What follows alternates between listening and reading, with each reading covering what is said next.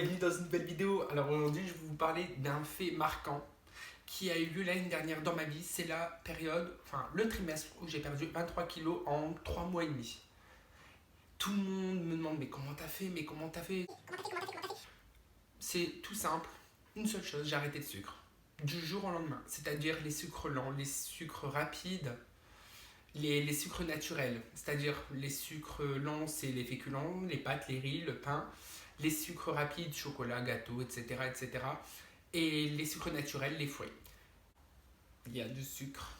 Du jour au lendemain, j'ai tout supprimé, même mes habitudes, c'est-à-dire que le matin et le soir, j'avais l'habitude de prendre un bol de lait aux céréales, ça aussi j'ai arrêté. J'étais à une bouteille de lait par jour, même s'il n'y a pas de sucre dans le lait. C'est hyper calorique. Et pour moi, le lait rime avec céréales, donc j'ai supprimé les deux. Je bois que du café. Pour moi, c'était simple. Le matin rimait aussi avec sucre, du coup, j'ai supprimé. Le midi et le soir, c'est du quinoa avec des légumes.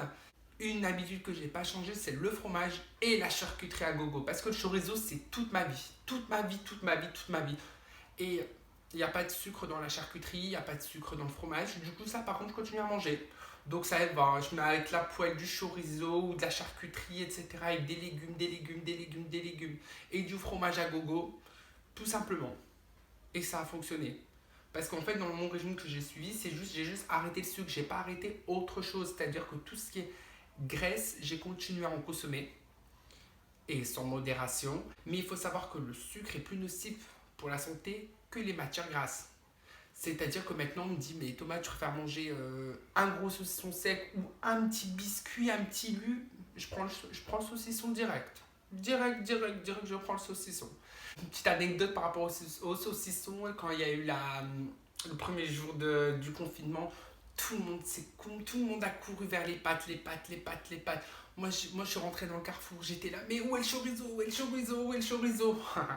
Toute ma vie. Bref.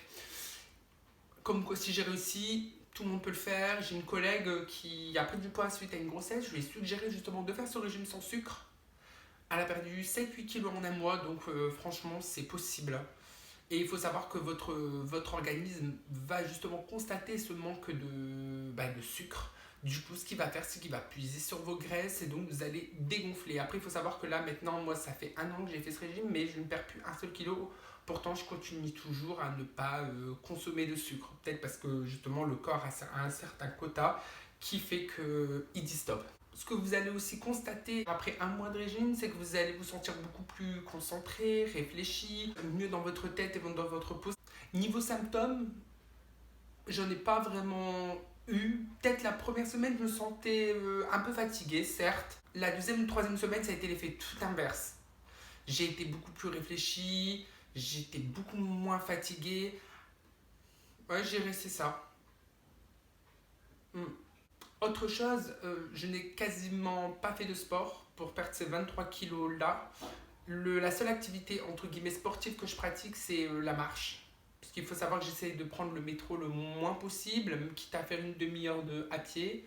Ça, je fonce, j'adore la marche, je monte tout le temps des escaliers, que ça soit dans des bâtiments, des magasins, etc. J'essaie toujours de monter les escaliers. Chez moi, j'ai 6-7 étages à monter pour rentrer en fait. Du coup, je suis vraiment rodé là-dessus, il n'y a pas de souci. Mes jambes, elles vont à fond les ballons. En faisant des petites choses comme ça au quotidien qui permet aussi de garder la forme. Et comme quoi on peut faire un régime sans forcément faire du sport. Il faut savoir aussi que quand on suit un régime, l'alimentation représente 80%. Parce que si tu fais du sport, 80% et 20% tu fais l'alimentation, tu gonfles. Hein.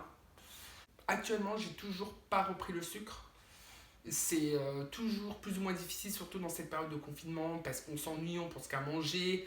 Et je sais que si j'ai le malheur de toucher à un produit sucré, le sucre appelle le sucre et après c'est l'art des bandades. Donc c'est mort de chez mort. Après avoir débuté ce régime alimentaire qui pour moi est un régime à vie, à quel point le sucre était mauvais pour l'organisme, puis vous verrez que tous les produits ultra caloriques, il n'y a que du sucre, même en supermarché, je sais pas, prenez votre téléphone, vous allez sur Yuka, vous verrez que tous les produits sucrés à base de chocolat, enfin tout ce que vous consommez, il y a du sucre partout déjà, donc c'est hyper compliqué de trouver un produit sans sucre. Et aussi, tout le sucre en général est mauvais, mauvais, mauvais, mauvais. Et je me suis rendu compte que vraiment, quand je mangeais de la merde depuis 25 ans, quoi.